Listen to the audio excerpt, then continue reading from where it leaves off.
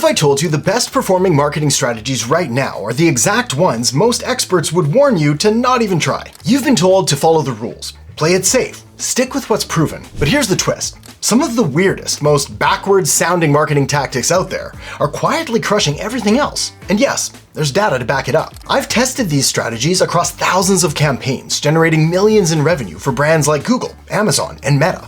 And even the skeptics were shocked by the results. So in this video, I'm going to share with you 10 digital marketing strategies that sound like they shouldn't work, but absolutely do. You'll discover why ugly ads often outperform beautiful ones, how losing subscribers can actually boost your revenue, and why adding friction to your sales funnel can lead to more conversions. These aren't just theories. They're research-backed marketing strategies that flip conventional wisdom on its head, and they might just become your unfair advantage. So let's start with one that'll make every designer cry.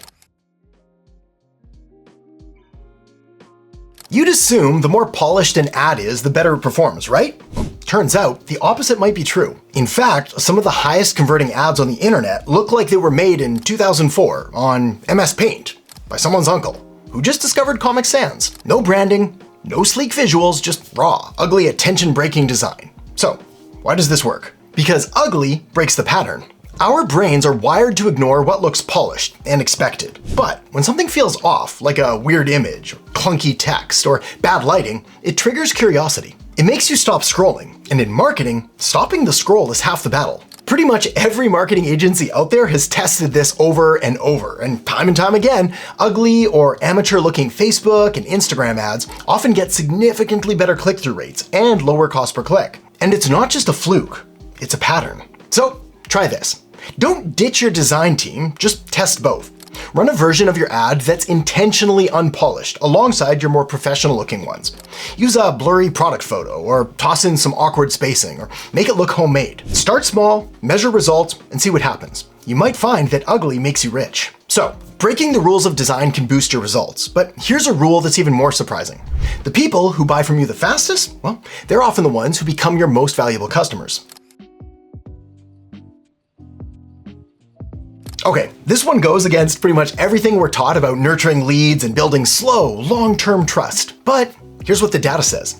The faster someone buys from you after first hearing about you, the more valuable they usually become. This is because action takers act fast. They already know what they want, and when they see that you solve that problem, boom, they're in. Now, if you want the official brainy stuff behind this fact, then you can check out these studies from Cornell. This one's called Predicting Customer Lifetime Values, E-commerce use case, and this one's called A Deep Probabilistic Model for Customer Lifetime Value Prediction. Easily my favorite title. I mean, who doesn't want their lifetime value predicted by a deep probabilistic model? Anyway, if you don't feel like diving into hundreds of pages of, let's be honest, pretty boring research papers, then a much better way to wrap your head around this is to think of it like a restaurant line. Some people walk by, check the menu, and say, maybe next time. But the ones who see the food and walk straight in, they're hungry now, and they often become your most loyal regulars. So try this.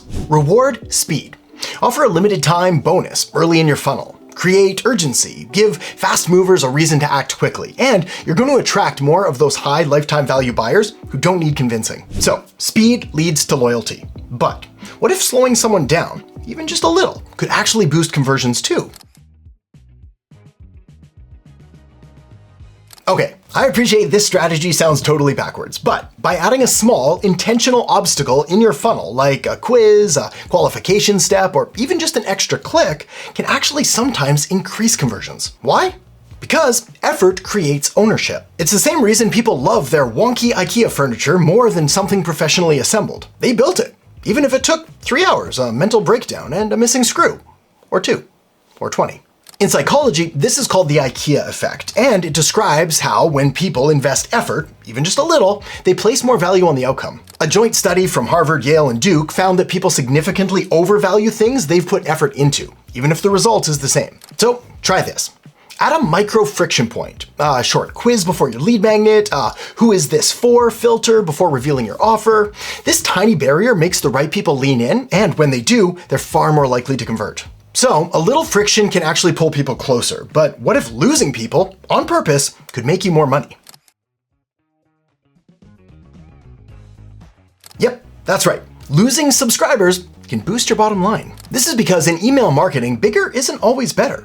If half your email list never opens or clicks or cares about what you're emailing them, they're just dead weight. Worse than that though, those disengaged contacts hurt your deliverability, they tank your open rates, and they drag your best content into the spam abyss. But here's the funny thing. Most marketers still cry that bigger is better when it comes to your email list, despite the fact that pretty much every smart marketer in existence will admit, at least behind closed doors, with this analysis done by Litmus that found that smaller, more engaged email lists consistently drive higher ROI than bloated, unresponsive ones. Think of it like a house party. Would you rather host 200 people who don't talk to you, or 20 who rave about your playlist and laugh at your jokes and buy your merch? So try this. Clean your list regularly. Send a re-engagement email that says, still want to hear from me? Click this. If not, no hard feelings, I'll unsubscribe you. I appreciate it. It sounds scary, but it works. Because when you stop chasing everyone, the right people start leaning in harder. Personally, I clean my email list every couple weeks because when you're adding around 5,000 people a day, things get out of control pretty quickly. But if you're just getting started, taking a look and unsubscribing inactive or unresponsive followers every 3 to 6 months is a good place to start. So, getting rid of the wrong people can grow your profits, but what if using the wrong tone in your headlines is what actually grabs attention? This one feels a little dark, but it works. Our brains are wired for survival, not smiles, which means we react faster to danger than delight. That's why negative headlines like "never do this" or "stop making this mistake" or "the worst way to XYZ" tend to outperform cheerful, feel-good ones. Now, there are a ton of studies backing this up over decades of research, but the most authoritative case study probably comes from this NIH National Library of Medicine study that found that people are more likely to click on a headline when it contains negative words compared to positive words. It's not about fear-mongering though, it's about triggering urgency. Imagine two videos, how to save money and the hidden money leak draining your wallet. Most people click the negative. So try this. Don't ditch positivity completely, but balance it. Mix in negative-focused headlines that call out the problem your audience is already struggling with. Because sometimes showing people what to avoid is far more powerful than showing them what to chase. Okay, so we know that words matter more than you might have thought, but sometimes it's not what you say that drives conversions, it's where someone's looking. This is one of those subtle tweaks that feels almost too small to matter, until it does. Studies show that when a face in your ad or landing page looks towards your call to action, CTA, viewers are more likely to follow that gaze and click. Eye tracking research from Nielsen Norman Group shows that users instinctively follow the direction of gazes in images, making it a surprisingly powerful conversion driver. It's kind of like being in a crowded room. Someone suddenly stares up at the ceiling and you look up too. It's automatic. We're hardwired to follow other people's eyes. So try this. Audit your landing pages and ads. If you're using photos of people, reposition them so they're subtly looking at your button, form, or offer. No arrows, no flashing animations, just a glance in the right direction. And then clicks tend to follow.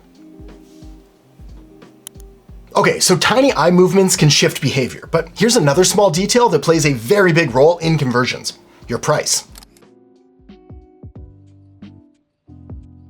You've probably heard of charm pricing before. This is where you take a price like $10 and change it to $9.99 or $9.97. But we can take it a step further because, let's be honest, $9.97 feels like marketing. But $9.73 makes it feel like a well-researched number. This is why sometimes when prices are oddly specific, like $97.14 or $247.63, people don't just see a number, they see credibility. It makes the offer feel calculated, tested, and fair, like it came from real data, not a pricing wheel of fortune. There was a study that looked at 27,000 homes in South Florida and Long Island and found that houses with precise prices like $553,000 and $505 sold for more than those with round numbers like $550,000. Think of it like this. If someone says it'll cost you $100, you assume it's made up. But if they say it's $96.14, you wonder, how did they land on that? And that curiosity builds trust. So try this.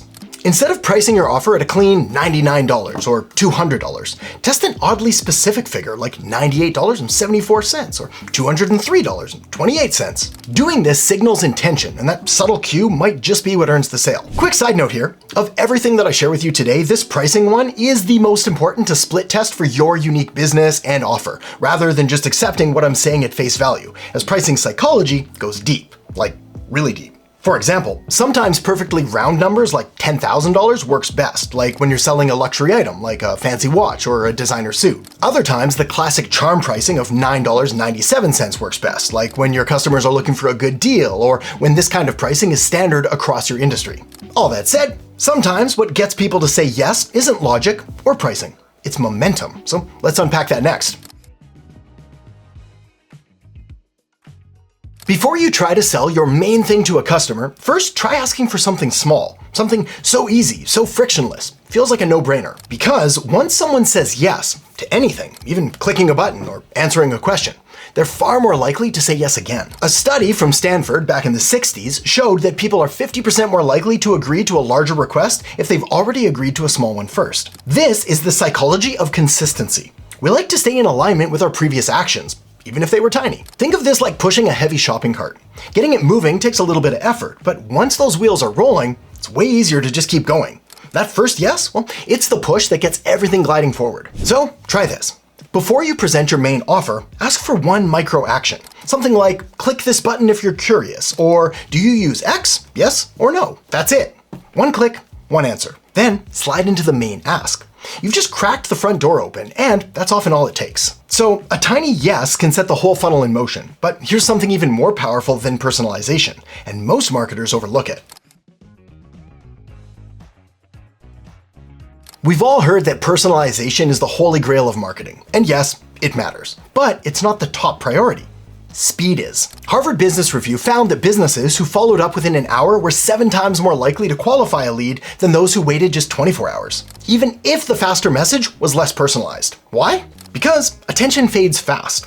In the moment, people are curious and primed, but you wait too long and that window slams shut. This is kind of like showing up to a first date 2 days late. Doesn't matter how good your outfit is, they've already moved on. So try this. Set up fast, imperfect automations for your lead follow-up. Even a simple generic response is better than radio silence. Then layer in personalization after that, when it actually matters. I use a simple, easy-to-use software called HighLevel to do this automatically. So I'll make sure to put a link down in the descriptions below this video that's going to get you access to a free 30-day trial as well as a free training that's going to show you exactly how to use it, so you can check it out if you're interested. Okay, so speed beats perfection in follow-up. And speaking of perfection, this next tip proves that sometimes less really is more. Most of the studies out there have shown that increasing the size of a call to action, CTA button, can help boost click-through rates by up to 90%. That's a lot. So this next strategy here is gonna sound kind of wacky, but in certain contexts, shrinking your call to action button can actually boost performance. This is because big, bold, in-your-face buttons scream sales pitch, and for cautious or skeptical audiences, that feels pushy. Plus, if increasing the size of a button can increase click-through rates, then it would just make sense to keep increasing that button until it was as big as possible. I'm talking all button here. Nothing but button, which of course wouldn't work. And so this argument at least opens the door for us to take a look at the rare occasion where we might want to dial things back a little bit. Because smaller buttons fly under the radar. They feel less aggressive, more like an invitation than a demand. And sometimes in specific niches, smaller, subtler buttons actually get more clicks, especially when trust was a factor. Look at luxury websites like Gucci, Louis Vuitton, or Dior. Tiny little buttons. Plain, simple, small. Think of it like this. A massive flashing buy now button is like someone yelling at you to come inside their store, but a smaller, softer CTA, that's a friendly nod from across the street. So try this. Test toning it down. Slightly reduce the size of your CTA button. Use calmer colors and let the offer do the heavy lifting, not the design yelling for attention. And here's something most marketers never get told. These strategies, they're not just clever little tricks. They're part of a bigger shift in how smart marketing actually works. Once you realize that the unexpected stuff often works better than the normal advice, you stop asking, what's the best practice? And you start asking, what actually gets results? That shift changes everything. It's how you go from guessing to growing. And to really drive that home, there's one more idea that I want to share with you in this video here. Most marketers completely overlook it, but once you use it, people will start paying way more attention to what you say, even before you say a word. So feel free to tap or click that now, and I'll see you in there in just a second. Oh yeah, and don't forget to check out the link in the descriptions below to get your free 30-day trial of HighLevel so you can put this all into practice. Okay, talk soon.